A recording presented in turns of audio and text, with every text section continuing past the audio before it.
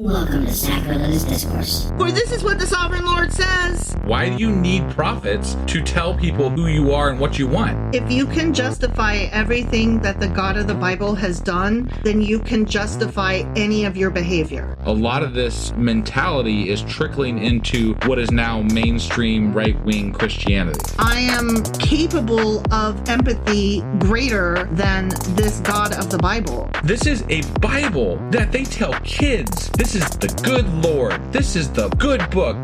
He is fantasizing about murder, mass murder.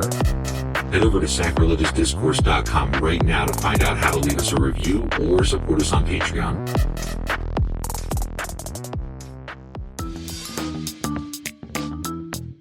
Hey there, sinners and saints. It's your favorite Bible-bashing duo from Sacrilegious Discourse, and we need your help. That's right, folks. We're raising funds for some heavenly equipment and a studio that doesn't sound like it's in the depths of hell. Our current setup, let's just say it's more apocalypse than audiophile. So if you want to hear us dissect the Bible without the background noise of demonic squirrels, chip in a few bucks. We're aiming for $5,000 to upgrade our audio and build a studio worthy of blasphemous banter. Donate today and help us spread the good word of atheism. You can find a link right on our homepage, sacrilegiousdiscourse.com. Every dollar counts. Even if it's from your collection plate.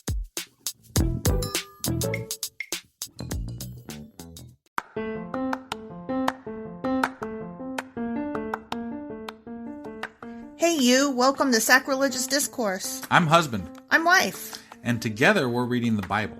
Starting with Genesis and eventually ending with Revelations, we're working through every book and offering our atheist 2 cents. Or shekels. Yeah, those. We're asking questions and pointing out all the nonsense. We aren't academics or scholars. Nope. In fact, when it comes to religion, we really don't know anything at all. What we've learned so far is that God's a dick. Oh, he really is, isn't he? If you're interested in how we reached this startling conclusion, maybe start from episode 1. Otherwise, jump in anywhere. It's all good. Yep.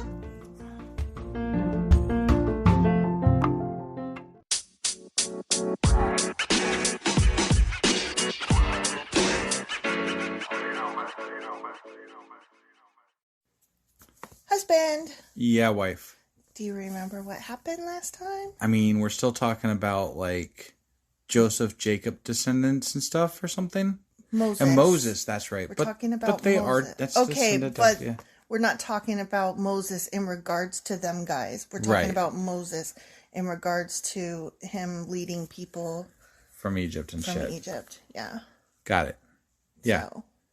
So now, today, we are doing what chapters again? Exodus chapters 4, 5, and 6. Okay, let's get this shit on the road. Oh my God, could you be less enthusiastic? I'm tired, so probably I could be less enthusiastic.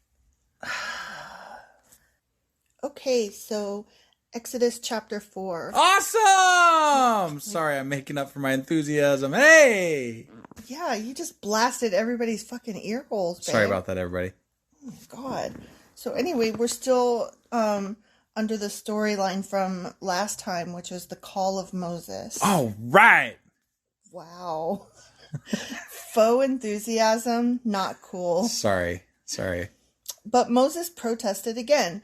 What if they won't believe me or listen to me? What if they say, the Lord never appeared to you? Because I know that's what I would say. I mean, I've been wondering that the whole time. Like, why don't they just sound like crazy people to other people? Right? Like, if I just came up to you and I was like, husband, God totally appeared to me. What would you be like? Be like, what does that mean exactly? It was a total burning bush yakking at me. I'd be like, what were you drinking at the time? And what if I was just like, water?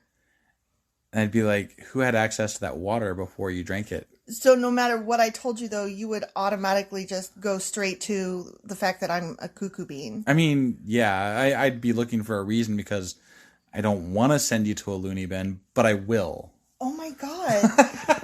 See, we've had the same discussion with like aliens, and like I love to play the what if game. Like, what if aliens came down and, you know, would you believe me if I told you? And the answer is always no. Because I have to see it. I have to see it. I know that you have to see it, but like, I don't know, it's something so disappointing knowing that if I saw something and you didn't see it, just, oh well, don't got my husband on board. If you told me that you saw somebody that was driving down the street with Trump flags for doors and like 5 billion, I would believe that. We live in Ohio. We've seen that. So of course you would believe that. Well, yeah, but I mean like even more ridiculous than normal. Or I would believe you. There's a lot of things I would believe, but things that don't like sit with anything my magic known bit of the universe. You don't believe in that magic. I have more trouble with. Or supernatural or anti-science. It would just take a preponderance of evidence to convince me, that's all. Okay, but like remember that time when I told you that I don't know if it was a ghost. I'm not saying it was a ghost, but when the marshmallows flew across the house? Yes, the marshmallows flew from the kitchen to the laundry room.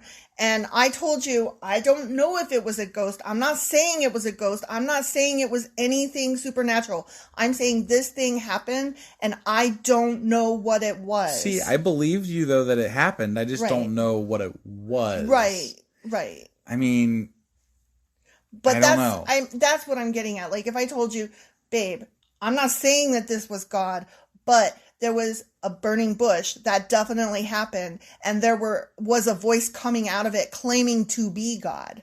Would you believe me that happened? And if I'm like freaking out, and I'm not like trying to convince you, God spoke to me in a burning bush. If I'm like, I saw something crazy today, and so I'm inclined to believe that you believe what you saw. Oh my God. I'm telling you, I'm not saying it was God. I'm just saying this weird ass shit happened today. This weird thing went down. And I'm inclined to believe that you believe what you saw. But you would not believe me that it actually happened. Do you believe me about the fucking marshmallows?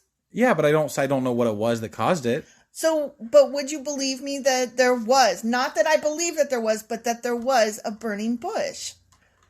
I mean, I could believe there was a burning bush. And a voice coming out of it.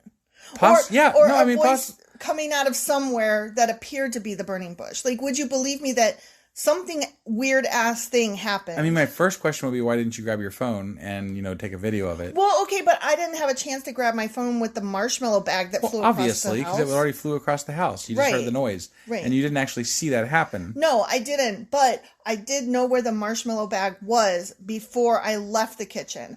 And the cat was with me in the living room, and she made the same face I did. Like, we both looked at each other like, what the fuck was that over there happening? Right. And we both went to go examine it, and the marshmallow bag was not where it had just been, which was by the coffee machine in the kitchen.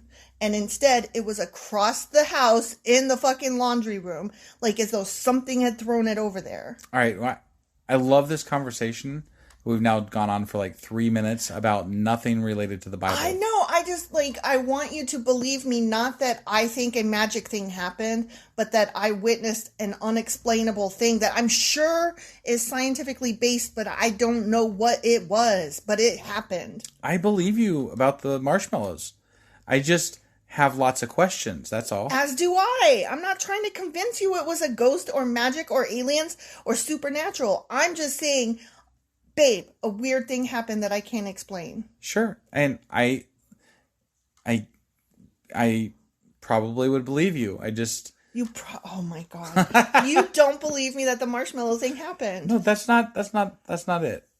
You don't believe me in the marshmallows. No, I think that... I don't know what I think. I want a divorce. You don't believe me. No, I refuse. Then believe me. Read the damn Bible. Okay, I'm going to read the damn Bible. Okay. Even though you don't believe me about the marshmallows. Okay. I hate you. Then the Lord asked him, "What is that in your hand?" "A shepherd's staff," Moses replied.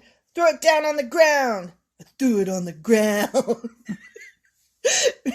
Remember nothing, never mind. I have no idea what you're talking about. You don't? Oh my God. Okay. Ooh, I just spit on you, I think. Sorry. Okay, so remember, what's his name? Andy Samberg. Adam Samberg? I don't know, whatever. Adam Samberg. Adam Samberg. And remember he was singing about, somebody told me happy birthday and I didn't want your, your Right. generosity, so I threw it on the ground. Lonely Island, the band, yes. Yeah. But I don't think he was doing it with Lonely Island.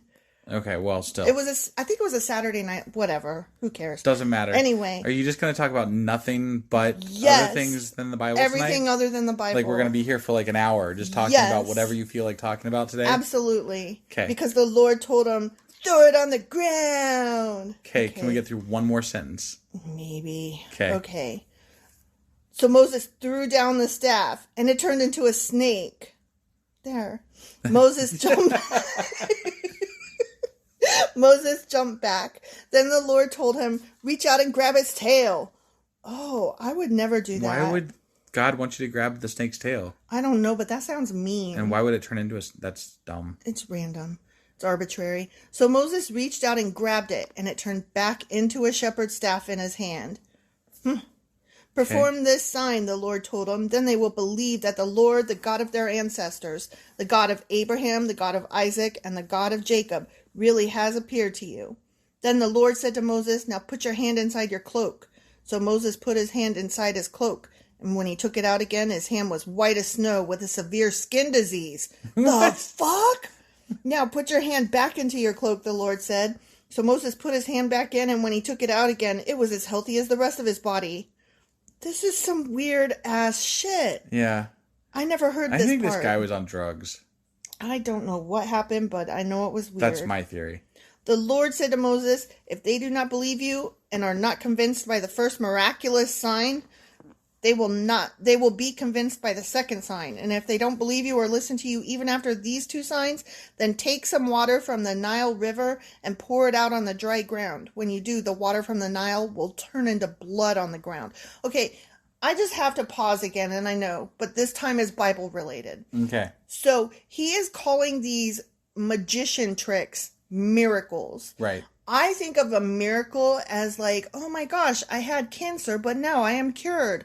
Or, wow, the house was on fire, but suddenly the fire disappeared and everybody was saved. Amen. I mean, he gave him a nasty skin disease, and then he But took he it back gave away. it to him before he took it away. Right. Like, just a snake turned into a staff right before having turned into the snake in the first.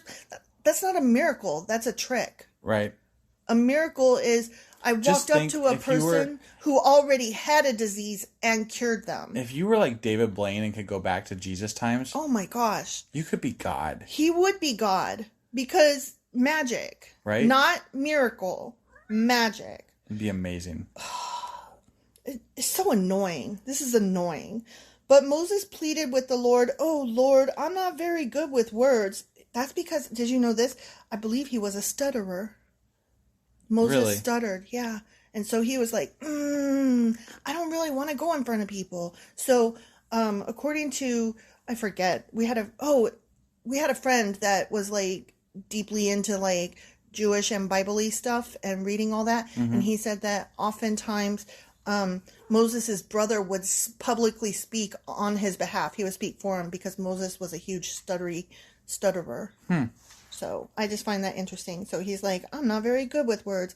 I never have been, and I'm not now, even though you have spoken to me. I get tongue-tied, and my words get tangled.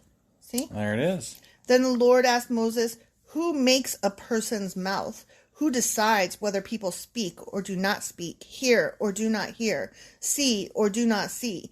It is I, the Lord. Oh, I'm sorry. Is it not I, the Lord? I saw the question mark and I was like, I had to have read that wrong. He decides, huh? He decides. So everybody that's blind or... Sorry, but God fucked you. Yeah. He just decided. He just decided you should be that way. Yep. And everybody that stutters, like Mr. Biden, sorry. He decided that. God just decided to fuck you. You're fucked. Sorry. Can we say it one more time? He's an asshole. God's a dick. He's a dick. This God of this Bible. Right. I don't know about any old God in general, but... Because there was apparently multiple. But Right. This one from the Bible, the Dick. Christian Bible, total dick. Total dick. Now go! I will be with you as you speak, and I will instruct you on what to say. But Moses again pleaded, Lord, please send anyone else. Then the Lord became angry with Moses. All right, he said, what about your brother, Aaron the Levite? I know he speaks well, and look, he's on his way to meet you now. He will be delighted to see you. Talk to him and put the words in his mouth. I will be with both of you as you speak, and I will instruct you both in what to do. Aaron will be your spokesman to the people. Oh, maybe it wasn't our friend that told me that. Maybe I just knew it from the Bible. Maybe. I don't know. Whatever. He will be your mouthpiece, and you will stand in the place of God for him, telling him what to say, and take your shepherd's staff with you, and use it to perform the miraculous signs I have shown you. So Moses argued with the God and won. So wait, you're telling me that Moses had to bring his brother in, much like a magician would have A bunny costumed assistant. Right, yeah. So it was like a song and dance act type thing. You know, you had the person doing the show and then the person presenting. And yeah, so you've got like the tap dancing assistant that distracts everybody while you shuffle your cards and pull flowers out of Sounds a little suspicious to me. Yeah. Okay, Moses returns to Egypt. So Moses went back home to Jethro, his father-in-law. Please let me return to my relatives in Egypt, Moses said. Moses said, I don't even know if they are still alive. Go in peace, Jethro replied. Before Moses left Midian, the Lord said to him, return to Egypt, for all those who wanted to kill you have died. Oh, I have a question. That's lucky. Did you just move on to another chapter? No. Oh, well, this is just a different section. Yeah. Okay, yeah. Sorry. Still on chapter 4, whatever. Got it. So Moses took his wife and sons, put them on a donkey, and headed back to the land of Egypt. In his hand he carried the staff of God. And the Lord told Moses, when you arrive back in Egypt, go to Pharaoh and perform all those miracles I have empowered you to do. They're not miracles, motherfucker. They're magic. But I will harden his heart so he will refuse to let the people go. Why would you do that? That doesn't make any sense. 'Cause I'm a dick. Then you will tell him, this is what the Lord says. Israel is my firstborn son. I commanded you, let my son go so he can worship me. But since you have refused, I will now kill your firstborn son. What? So God's going to make him do a thing that he's going to then punish him for? Yeah. That's so fucked. Yeah. Like, yeah. What even is that? That's... I'm dumbfounded. Like, I'm literally... The dude has no choice, apparently. Because God's going to make him do this, and then he's going to punish him for doing the thing that he made him do. Yeah. That's so dumb. That is the dumbest. Why don't you just make everybody be healthy and happy and good to each other? Yeah, You're God. He's playing all these fucking games with these people. Right, yeah. This is gross. On the way to Egypt, at a place where Moses and his family had stopped for the night, the Lord confronted him and was about to kill him. What? I don't know, I'm just reading these words, man. But Moses' wife, Zipporah, took a flint knife and circumcised her son. She touched his feet with the foreskin and said, now you are a bridegroom of blood to me. Whom she said, a bridegroom of blood, she was referring to the circumcision. Are you following this? What the fuck's going on? No, I have no idea what is going on. Okay, because this is Moses, right? And God was going to kill him? Moses, the Lord confronted him and was about to... Yeah.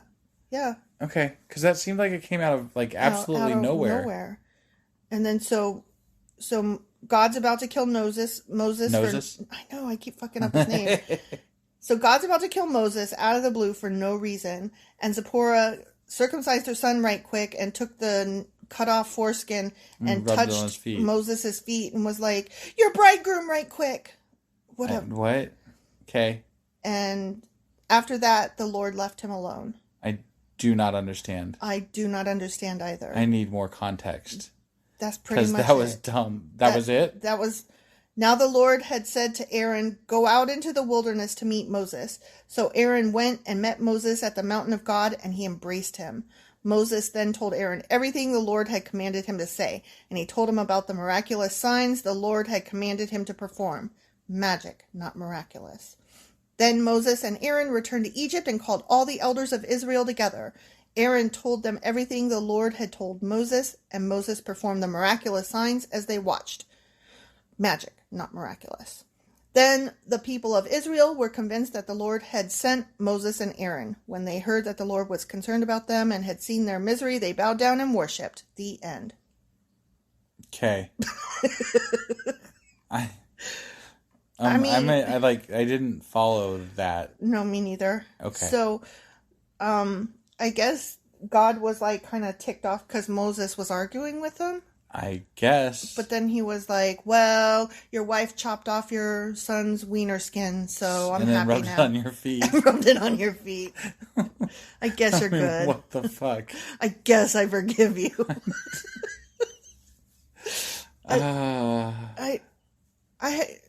There's so much I could say, but it's all obvious. Let's just go on to the next chapter of shit. Yeah, that was chapter 4. Okay. Yay.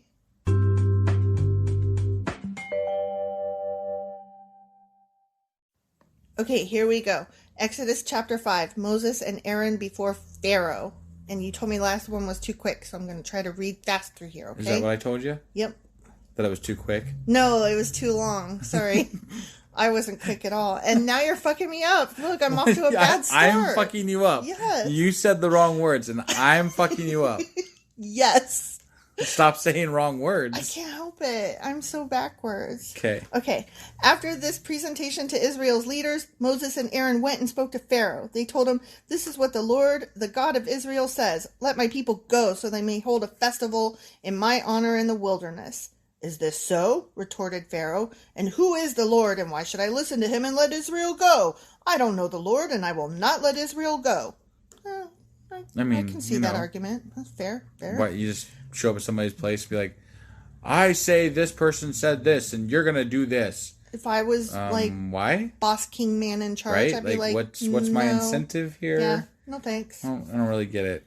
Not that I'm like defending kings of slaves and whatnot and what have you. I'm pretty sure I could have your head taken off right now. Yeah, So yeah. I'm not sure what you're thinking here, but no. Right. Okay. But Aaron and Moses persisted. "The God of the Hebrews has met with us," they declared. "So let us take a 3-day journey into the wilderness so we can offer sacrifices to the Lord our God. If we don't, he will kill us with a plague or with the sword." Pharaoh replied, "Moses and Aaron, why are you distracting the people from their tasks? Get back to work. Look, there are many of your people in the land, and you are stopping them from their work." Fair. I thought he was just presenting this information to Pharaoh at the moment. Yeah, but apparently everybody else was stopping their work and listening. They're like, "Oh, yeah? That same day, Pharaoh sent this order to the Egyptian slave drivers and the Israelite foremen. "Do not supply any more straw for making bricks. Make the people get it themselves, but still require them to make the same number of bricks as before. Don't reduce the quota. They are lazy." So he's punishing them for listening to Moses and Aaron. Okay. Yeah. That's why they are crying out, "Let us go and offer sacrifices to our God," because they're lazy. "Load them down with more work. Make them sweat. That will teach them to listen to lies." That's not how it works, but okay. Right. Do that. Yeah. Like, every leader ever knows that making more work for your people is going to lead to an uprising or lots of turnover. Right. So the slave drivers and foremen went out and told the people, "This is what Pharaoh says. I will not provide any more straw for you. Go and get it yourselves. Find it wherever you can, but you must produce just as many bricks as before." Yeah. I added that part. Yeah. So the people scattered throughout the land of Egypt in search of stubble to use as straw. Meanwhile, the Egyptian slave drivers continued to push hard. "Meet your daily quota of bricks, just as you did when we provided you with straw," they demanded. Then they whipped the Israelite foremen who they had put in charge of the work crews. "Why haven't you met your quotas either yesterday or today?" they demanded. "I think you know the answer," they said back. Right. They should have said back. Yeah. So the Israelite foremen went to Pharaoh and pleaded with him. "Please don't treat your servants like this," they begged. "We are given no straw, but the slave drivers still demand make bricks. We are being beaten, but it isn't our fault. Your own people are to blame." But Pharaoh shouted, "You're just lazy! Lazy! That's why you are saying, 'Let us go and offer sacrifices to the Lord.' Now get back to work. No straw will be given to you, but you must still produce the full quota of bricks." That's a dick right there. Why is it when some people, like, there's some people in the world, when you ask them for something that's extra that they don't want to do for you, that they then punish you? Because these people exist in the world. Yeah. Still. Why is that a thing? Why don't you just say no and move on? Because people that are in power got that way by being assholes, and they're assholes. Right. I mean, they wouldn't be all up in charge and have slaves if they weren't already assholes. I guess. The Israelite foremen could see that they were in serious trouble when they were told, "You must not reduce the number of bricks you make each day." As they left Pharaoh's court, they confronted Moses and Aaron, who were waiting outside for them. The foreman said to them, "May the Lord judge and punish you for making us stink before Pharaoh and his officials. You have put a sword into their hands, an excuse to kill us." They're not wrong. Right. They're not wrong. True. Okay, next section, but still the same chapter. The Lord's charge to Moses and Aaron. Uh-oh. Alexa, stop. Damn us for not seeing the time.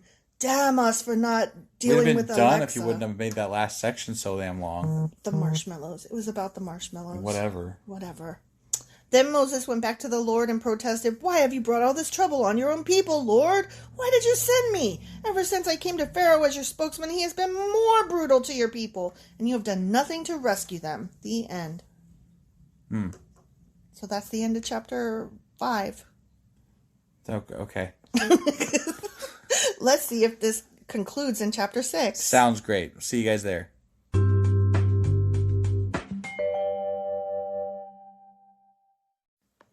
Continuing on with chapter 6. All right. Then the Lord told Moses, "Now you will see what I do to Pharaoh. When he feels the force of my strong hand, he will let the people go. In fact, he will force them to leave his land." And God said to Moses, "I am Yahweh the Lord. I appeared to Abraham, to Isaac, and to Jacob as El Shaddai, God Almighty. But I did not reveal my name Yahweh to them, and I reaffirmed my covenant with them. Under its terms, I promised to give them the land of Canaan, where they were living as foreigners. You can be sure that I have heard the groans of the people of Israel, who are now slaves to the Egyptians, and I am well aware of my covenant with them. Therefore, say to the people of Israel, I am the Lord. I will free you from your oppression and will rescue you from your slavery in Egypt. I will redeem you with a powerful arm and great acts of judgment. I will claim you as my own people, and I will be your God. Then you will know that I am the Lord your God, who has freed you from your oppression in Egypt. I will bring you into the land I swore to give to Abraham, Isaac, and Jacob." Finally, like you swore to give it to 3 different guys. Now you're finally going to follow through, eh? Right. "I will give it to you." Well, anyway, he did say it was going to be a little while. Right. He did say, Yeah. this 400 shit's years gonna a happen. slave, right. So I don't know why, because he controls everything. So why did this have to happen? But I bet he's not as in power as he pretends to be. either that or he's A dick. like a complete and He's utter either dick. a dick or a lying dick. Right. Either way, he's a dick. Yeah, true. "I will give it to you as your very own possession. I am the Lord!" exclamation point. So Moses told the people of Israel what the Lord had said, but they refused to listen anymore. I don't blame them. They had become too discouraged by the brutality of their slavery. Yeah. I don't blame them. Then the Lord said to Moses, "Go back to Pharaoh, the king of Egypt, and tell him to let the people of Israel leave his country." "But Lord," Moses objected, "my own people won't listen to me anymore. How can I expect Pharaoh to listen? I'm such a clumsy speaker." But the Lord spoke to Moses and Aaron and gave them orders for the Israelites and for Pharaoh, the king of Egypt. The Lord commanded Moses and Aaron to lead the people of Israel out of Egypt. These are the ancestors of some of the clans of Israel. The sons of Reuben, Israel's oldest son, were Hanok, Palu, Hezron, and Carmi. Their descendants became the clan of Reuben. The sons of Simon were Jemuel, Jamin, Ohad, Jachin, Zohar, and Shaul. Shaul's mother was a Canaanite woman. Their descendants became the clans of Simon. These are the descendants of Levi as listed in their family records. The sons of Levi were Gershon, Kohath, and Merari. Levi lived to be 137 years old. The descendants of Gershon included Libni and Shammai, each of whom became the ancestor of a clan. The descendants of Kohath included Amram, Izhar, Hebron, and Uzziel. Kohath lived to be 133 years old. The descendants of Merari included Mahli, and Mushi. These are the clans of the Levites as listed in their family records. Amram married his father's sister, Jochebed, and she gave birth to his sons Aaron and Moses. Amram lived to be 137 years old. The sons of Izhar were Korah, Nepheg, and Zikri. The sons of Uzziel were Mishael, Elzaphan, and Zithri. Aaron married Elisheba, the daughter of Amminadab and sister of Neshim, and she gave birth to his sons Nadab, Abihu, Eleazar, and Ithamar. Is this God talking right now? No, this is just listing boring. off. Okay. The sons of Korah were Asir, Elkanah, and Abiasaph. Their descendants became the clans of Korah. Eleazar, son of Aaron, married one of the daughters of Putiel, and she gave birth to a son, Phinehas. Phineas? Whatever. These are the ancestors of the Levite families according to their clans. The Aaron and Moses named in this list are the same ones to whom the Lord said, lead the people of Israel out of the land of Egypt like an army. It was Moses and Aaron who spoke to Pharaoh, the king of Egypt, about leading the people of Israel out of Egypt. When the Lord spoke to Moses in the land of Egypt, he said to him, I am the Lord! Tell Pharaoh, the king of Egypt, everything I am telling you. But Moses argued with the Lord, saying, I can't do it! I'm such a clumsy speaker! Let me ask Why you should Pharaoh listen to me? The end. Oh, okay. What now? Well, let me ask this. Okay, so God's telling Moses to go back up there and talk to Pharaoh, right? Mm-hmm. Why would Pharaoh even entertain them a second time?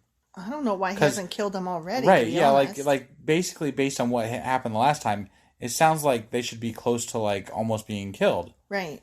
Not like y'all some rabble-rousers up in here. Right, yeah. And yet they're gonna go back and talk to him? Maybe because I'm just going out on a limb here. Maybe because Moses was raised by that princess, and maybe the princess begged on his behalf, like, don't do this to my adopted son, bro. I guess, but he had to run away though, right? Right. I mean, like, they should have killed him for that. Yeah.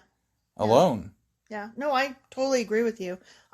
You asked why, and I'm presenting a potential reason. That's I know. the only one I can think of. But then he comes back and he starts ranting about fucking God and bushes is burning and right. and to a person who doesn't even know who God is. Yeah. Or what he is or what the fuck he's talking about. Well, and I'm like, did you show him your magic tricks yet? I missed that if he did. I don't think he showed him That's his probably magic coming tricks. up.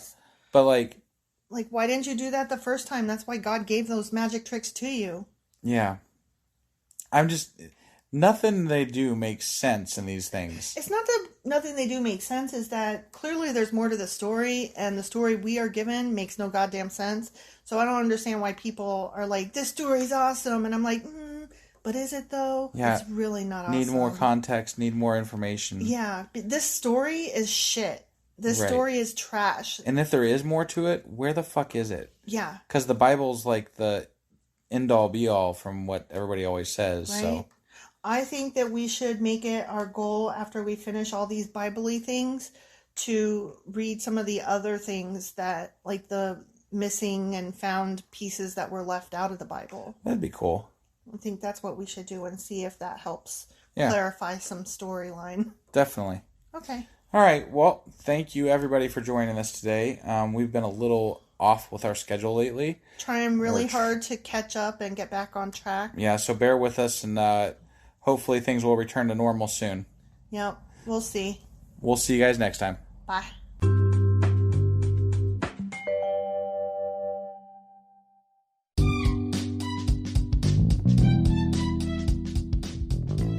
Husband. Yes, wife. Is there a way for people to contact us? Well, sure. They can get on our Twitter account. We have a Twitter account? We do. What is it? It is sacrilegious_D. Like D for Discourse? Yeah, they wouldn't let me put the whole thing, so I had to shorten it to _D. I hate them. Yeah, that's disgusting. How do you spell sacrilegious? Do you know? I don't want to. Just look it up in a dictionary or something. I don't want to do that right now. You know why? Sacrilegious_D. Okay? Because you messed it up and I made you fix it. That's why. Yeah. What about an email? Yeah, we got that too. What is it? sacrilegiousdiscourse@gmail.com. Oh, well, that's easy. Yeah. As long as you know how to spell sacrilegious. Right. Well, definitely get a hold of us. Let us know what you thought of the episode. And, any comments, hate mail. We love that kind of stuff. Also, you could answer some questions that we leave throughout, or correct my pronunciations. Yeah, which are probably please. Bad, wrong, and horrible. Because we suck sometimes. Absolutely. Oh, also, if you like this shit or whatnot, give us a like on your podcasting app and stuff, or even leave a comment or something. That would be awesome. That would be awesome. Goodbye.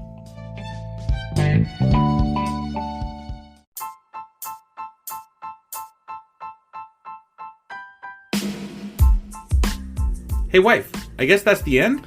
But husband, that's just sad. It doesn't have to be. We are on lots of social media platforms like Twitter.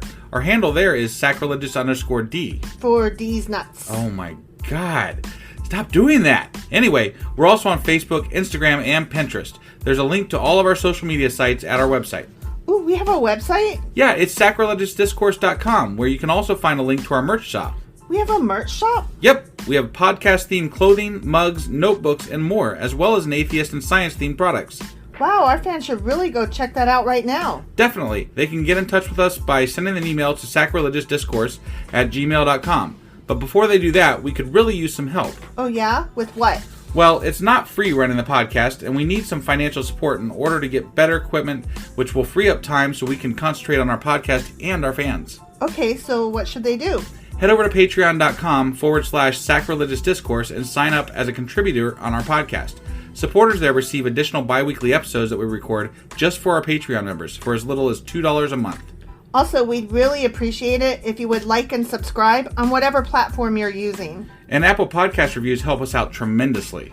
Like and subscribe. Leave an Apple review. Join us on Twitter. Support us on Patreon. That's a lot of instructions. Don't forget to say thanks. Thanks. Okay, bye.